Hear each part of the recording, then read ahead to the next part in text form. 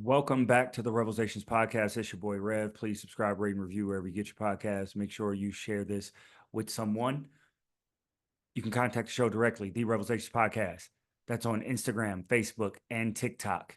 Today's short talk is about a superpower that I have. I am a superhero. I have a superpower, and that superpower is my consistency. I am consistent. I bring these to you every week on Thursdays. I'm very consistent with that.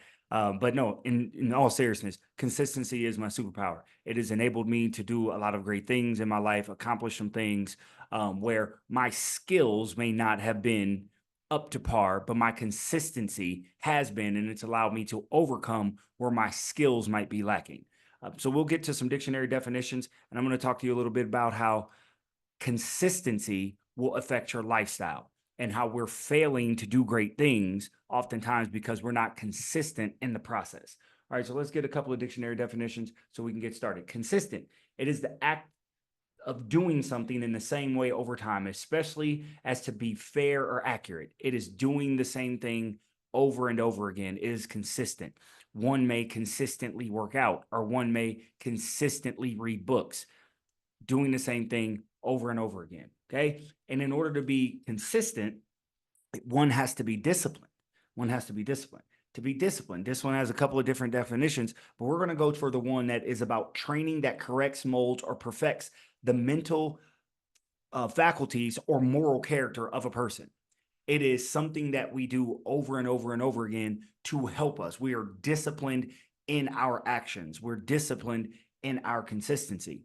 Now, some people think consistency might be boring because it leads to predictability. And we don't want to be predictable. If you're a man and you date a woman and you're a predictable man, she's going to get bored with you and she's going to leave. She wants you to be consistent, but she doesn't want you to be predictable. I'll explain in a minute the difference between consistent and predictable, but let's get the definition of predict. To predict and unpredictable. To predict is to declare or indicate in advance. I know this is going to happen in advance, or I guess this is going to happen in advance. And then to be predictable is able to be predicted. We understand what that is. So consistent would be in a dating situation, since that's the first thing I brought up. Consistent would be I consistently respect, honor, and cherish my partner. Respect, honor, and cherish. I consistently do it. Predictable would be if I brought my girl flowers every Friday, every single Friday. After a while, those flowers are not going to hit emotionally as well if I'm always doing the same thing. But in consistency, it's going to build a great relationship. And the reason we are failing to have a great lifestyle is because our consistency is lacking. So let's get to lifestyle. Last definition: a way in which a person or a group lives, right? So if we want a healthy body, we have to live a healthy lifestyle. And a lot of times we're not getting that healthy body because we're not consistent enough in the discipline to get the healthy lifestyle, the outcome. So what am I talking about here? What do I mean? What is the point of all of this? The point of all this is the key is consistency. And how do you become consistent? Oftentimes we fall off from things because we're trying to inject or put something in our life that we don't like. We know it might be good for us. Let's talk about health. We know health might be good for us. We know that not eating sugar is probably best for us. We know getting up and going running or doing Pilates or going to the gym to exercise is good for us, but we're not consistent in it. And why aren't we consistent? We're not consistent because it's not a part of our lifestyle. Well, Rev is here to help you figure out how to make something that you like, or for that matter, something that you don't like, anything really, a part of your lifestyle. And the suggestion is simple. Couple what you like with something that you need to add to your life. I'll explain. Dieting, okay? Dieting. People get on diets and they say, oh, I'm going to change how I eat for a month or 6 weeks. I want to get into this dress, or I want to have a beach body or something like that. And they do it for a short while, but they inevitably fall off.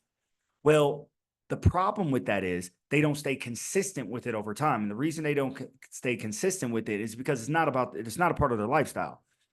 Well, I believe that if you couple what you like you already have something, you already have a lifestyle that you like, and you just couple it with the thing that you need, over time, the thing that you need will become a part of your lifestyle.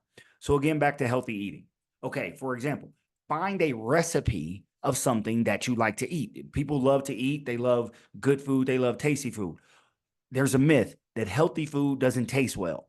That is true. There's some healthy food that doesn't taste very good, but there's a lot of healthy food that does. So I would suggest combining the healthy food that is good, figure out a recipe for that, and begin to integrate that into your life.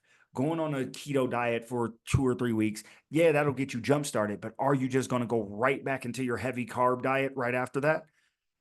Intermittent fasting for X amount of days or Y amount of days is great. But once you're done with that, once you get off that, are you going to go right back into stuffing your face every time you think about something? I don't know. I don't know. What I would suggest is trying to make these things your lifestyle. And how do you do it? Consistency over time. So when you're going to do something, if you want to work out, if you want to live a healthy lifestyle, it's not, I'm going to do this for a certain amount of time. No, it's, this is my new lifestyle. I'll give a real life example. I no longer eat red meat. Okay. I do not eat red meat. And it started off as a challenge. Way back when I was 25 years old, this man I was working with challenged me about not eating pork. He was like, pork is really, really bad for you. And I was like, nah, I don't necessarily think so. I'm pretty healthy. I'm spry. I'm young. I can run. I play basketball. I'm really good at things. My body's in great shape. And he was like, I'm going to challenge you. It was maybe like August. He was like, don't eat pork from now until Thanksgiving. And I know at Thanksgiving, your mama gonna cook like a big ham and it's gonna be great. And I was like, cool. So I went those several months without eating it. Just as a challenge, I had an end date because on Thanksgiving, I was going to eat pork. Thanksgiving came, I got my pork, I ate it, and I became very, very sick.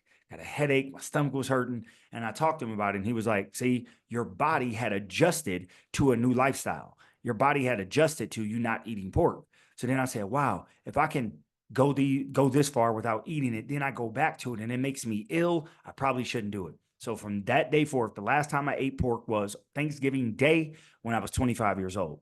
Fast forward to when I stopped eating beef. I stopped eating beef because I was like, you know what? I've been reading things on this. Beef is a little bit harder for us to digest. It sticks with us for a while. And whenever I have a burger or a steak, after I'm get done eating, all I want to do is sit around and go to sleep.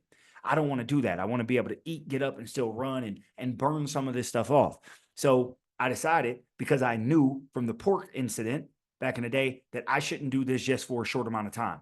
I should do this as a lifestyle. So when I decided to stop, I decided to stop. No longer. So what did I do? I still like burgers. I just substituted those, something I like, with something I need, and became consistent in eating turkey burgers, chicken burgers, things of that nature. And you might say, oh, I don't like that, but you will over time. We just talked about it in the previous verse, how our actions come first and our feelings follow.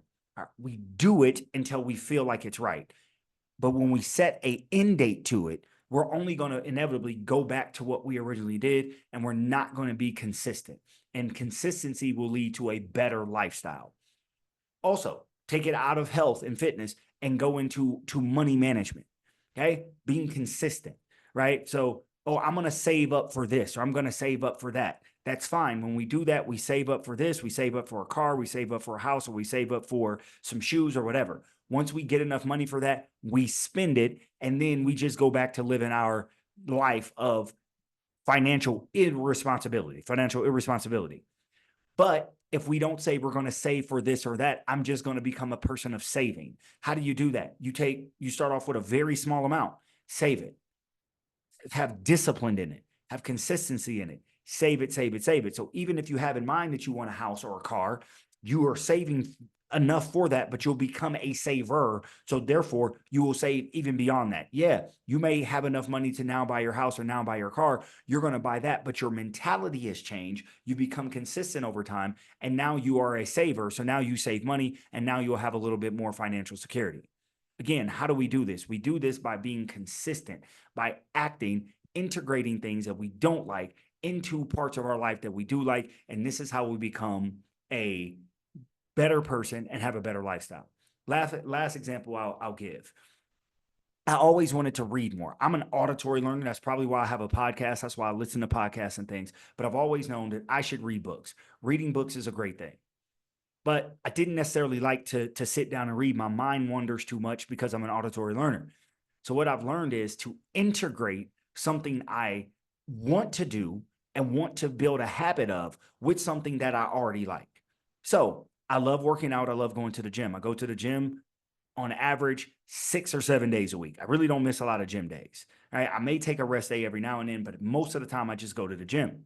So what I started to do was I started to get Audible books, the things that I wanted to do, and coupled that with the thing that I already like to do in working out. So now I listen to my books while I work out. And what is happening is I've now become, quote unquote, a reader. Though I'm not sitting down, opening the book, reading it, now I'm beginning to crave information and knowledge from books, just like my body craves to be able to work out. So if I don't work out for several days, I won't feel as great. Now my mentality is changing, where if I'm not having intellectual input every couple of days or most days or all days, my brain is not happy because I've changed my lifestyle. I've changed my brain. I've rewired my brain to want more information, more knowledge, more understanding. I've become more consistent. Now I have a learning and reading lifestyle. Does this fit with you and what you have going on in your life? Can you find something that you know you need to do, couple it with something you already like to do, and change and make a new lifestyle for yourself? Let me know. Drop a comment. Again, contact me, the REVELSations Podcast, Instagram, TikTok, Facebook. You can also email the show directly at REVELSationPodcast@gmail.com. I am because we are. Hallelujah, holla back. Peace. Yeah, the revelations now televised. A platform for you and I, an outlook with full heart and clear eyes. Now, these are just my thoughts. Truth on how I feel on these topics I reveal. Please know my toll, I always keep it real. Can't face the word if you can't face facts. For your time, just open up your mind. That's it, just live, think big, now take that. With God in me, this here was made by design. Yeah, the revelation will be televised. REVELSations.